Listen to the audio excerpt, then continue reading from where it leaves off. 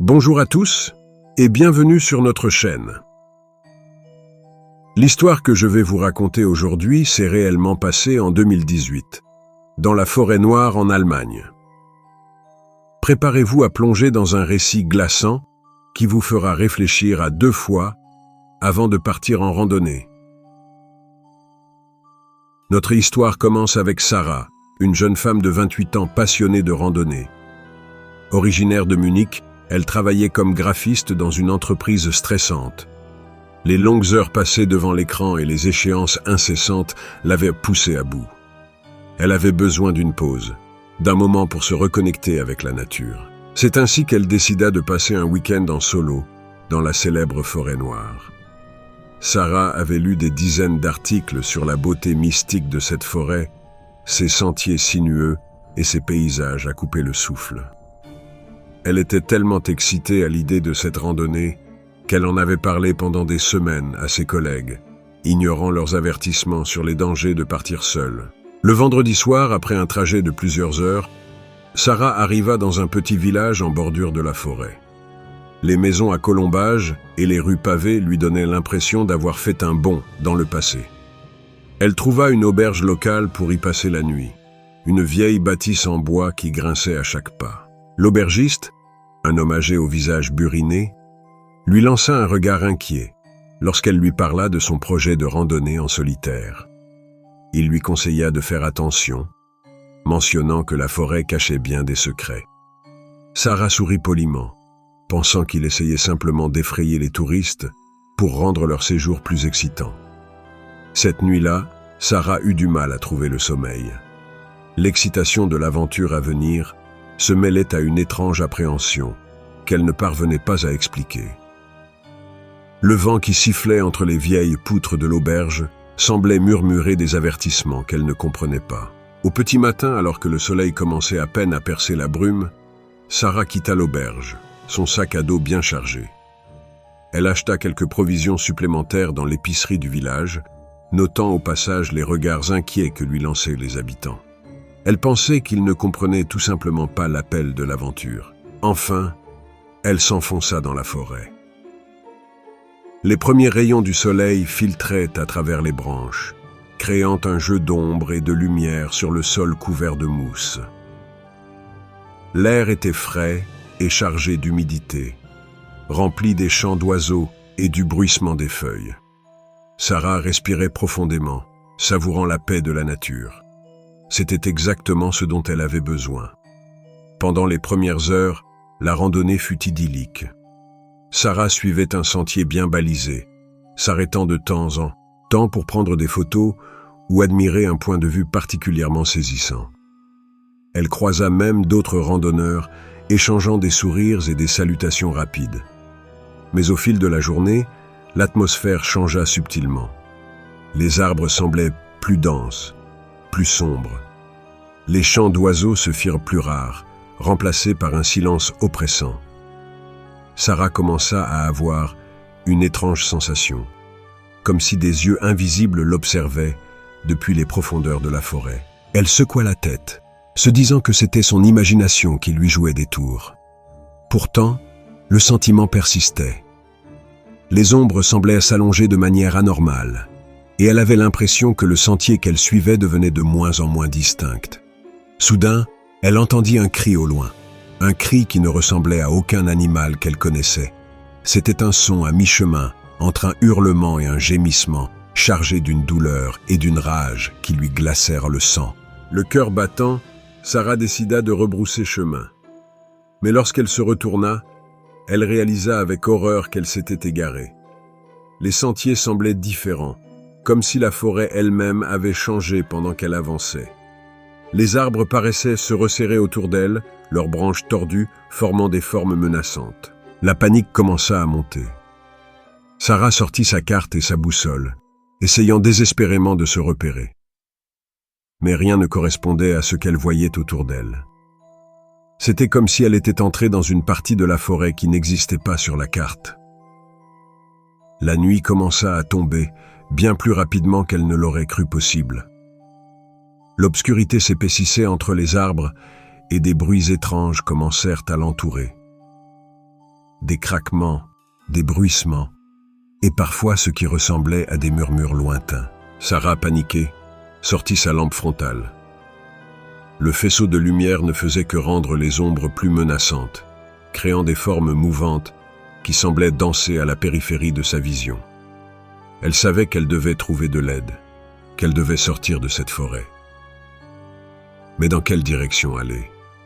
Chaque pas semblait l'enfoncer davantage dans ce labyrinthe végétal qui semblait animé d'une volonté propre. C'est alors qu'elle aperçut une lueur entre les arbres. Un espoir jaillit dans son cœur. Peut-être était-ce un autre randonneur ou une maison forestière. Soulagée, Sarah se précipita vers ce qui semblait être une cabane. À mesure qu'elle s'approchait, elle distingua une vieille construction en bois, à moitié cachée par la végétation. La lumière provenait d'une unique fenêtre, projetant une lueur vacillante qui suggérait la présence d'une bougie ou d'une lampe à huile. Sarah frappa à la porte, son cœur battant à tout rompre. Après ce qui sembla être une éternité, la porte s'ouvrit lentement, révélant un vieil homme au regard étrange. Ses yeux, d'un bleu délavé, semblaient la transpercer, comme s'il voyait au-delà de son apparence physique. Le vieil homme l'invita à entrer, lui faisant comprendre qu'elle ne pouvait pas rester dehors la nuit, pas dans cette forêt. Sarah hésita un instant. Tout son instinct lui criait de fuir, mais où irait-elle? La forêt sombre et menaçante l'entourait de toutes parts. Finalement, elle franchit le seuil, entrant dans la cabane faiblement éclairée. L'intérieur était spartiate. Une table, 2 chaises, un lit de camp dans un coin et une cheminée où brûlait un feu mourant. Des herbes séchées pendèrent du plafond et les murs étaient couverts de symboles étranges que Sarah ne reconnaissait pas. Sarah questionna le vieil homme sur ce qu'il avait voulu dire à propos de la forêt. Il ne répondit pas immédiatement. Il ferma la porte et raviva le feu dans la cheminée, projetant des ombres dansantes sur les murs. Puis il se tourna vers Sarah, son visage ridé grave et solennel. Le vieil homme commença à parler des secrets de la forêt, de choses que les gens de la ville ne comprenaient pas, de choses qu'ils ne devraient jamais voir. Sarah sentit un frisson lui parcourir l'échine. Elle commençait à regretter d'être entrée dans cette cabane, mais une partie d'elle était fascinée, avide d'en savoir plus. Le vieil homme continua, sa voix à peine plus haute qu'un murmure. Il parla de créatures anciennes, plus anciennes que la forêt elle-même.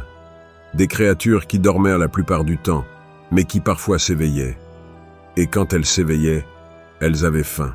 Sarah voulait rire, dire au vieil homme qu'il essayait juste de l'effrayer avec des contes de grand-mère. Mais les mots restèrent coincés dans sa gorge. Car au fond d'elle-même, elle savait qu'il disait la vérité. Elle avait senti leur présence dans la forêt, senti leurs yeux invisibles l'observer. Soudain, un hurlement retentit, tout proche cette fois. C'était le même cri qu'elle avait entendu plus tôt dans la journée, mais amplifié, chargé d'une faim primale qui fit trembler les murs de la cabane. Le vieil homme pâlit. Il murmura que les créatures étaient là, qu'elles avaient senti Sarah. Paniquée, Sarah demanda ce qu'il devait en faire. Mais avant que le vieil homme puisse répondre, quelque chose de massif frappa la porte de la cabane. Le bois commença à céder sous les coups répétés. Le vieil homme se leva brusquement et se dirigea vers une trappe au sol que Sarah n'avait pas remarquée. Il lui cria de le suivre dans la cave, que c'était le seul endroit sûr. Sans réfléchir, Sarah plongea dans l'ouverture. Le vieil homme la suivit et verrouilla la trappe juste au moment où la porte d'entrée volait en éclats.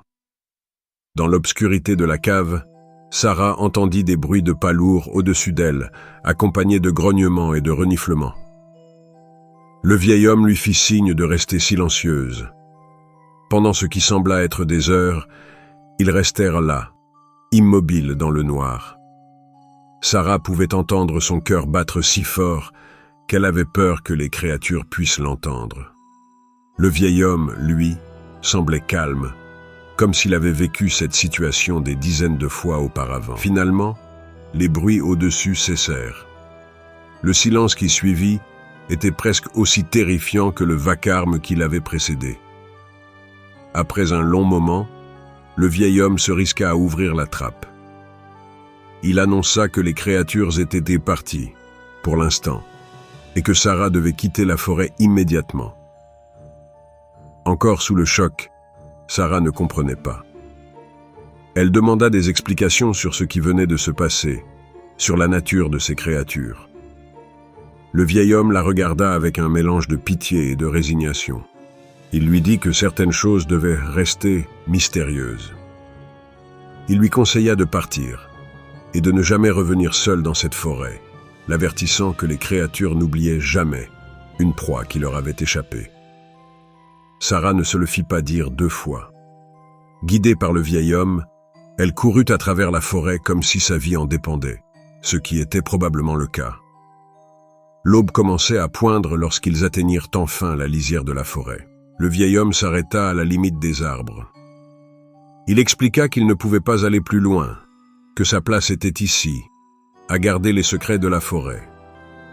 Il conseilla à Sarah de partir et de ne jamais oublier ce qu'elle avait vu cette nuit. Avant que Sarah puisse le remercier ou lui poser d'autres questions, il avait disparu entre les arbres, comme avalé par les ombres. Une fois de retour dans le village, Sarah raconta son histoire aux autorités. Mais personne ne la crut. La police effectua une recherche, mais ne trouva aucune trace de la cabane ni du vieil homme.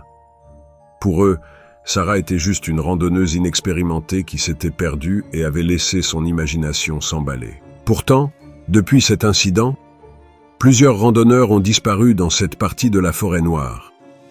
Leurs corps n'ont jamais été retrouvés. Les autorités parlent d'accidents, de chutes dans des ravins non cartographiés. Mais les habitants du village, eux, échangent des regards lourds de sens. Ils savent que la forêt garde ses secrets. Sarah, elle, n'est jamais retournée en forêt. Elle a quitté son travail à Munich et s'est installée dans une grande ville, loin de toute forêt. Mais la nuit, elle entend parfois ses hurlements dans ses cauchemars. Et parfois, quand elle regarde par la fenêtre les arbres du parc voisin, elle a l'impression de voir des ombres bouger d'une manière qui n'a rien de naturel. Cette expérience lui a appris que certains mystères de ce monde sont mieux laissés inexpliqués, et que parfois, la frontière entre le monde que nous connaissons et celui que nous craignons est plus mince que nous ne le pensons. Merci d'avoir écouté cette histoire vraie. N'oubliez pas de liker et de vous abonner pour plus de récits terrifiants. Et surtout, la prochaine fois que vous irez en randonnée, assurez-vous de ne jamais vous écarter du sentier, car qui sait quelles anciennes créatures pourraient s'éveiller, attirées par votre présence dans leur domaine.